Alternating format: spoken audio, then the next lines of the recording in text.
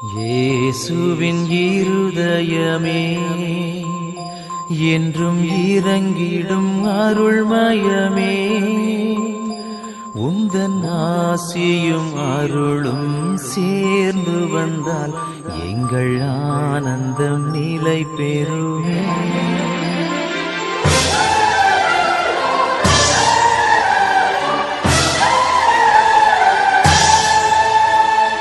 இயேசுவின் இருதயமே என்றும் இறங்கிடும் அருள்மயமே, உந்தன் ஆசியும் அருளும் சேர்ந்து வந்தால் எங்கள் ஆனந்தம் நிலை பெறுமே.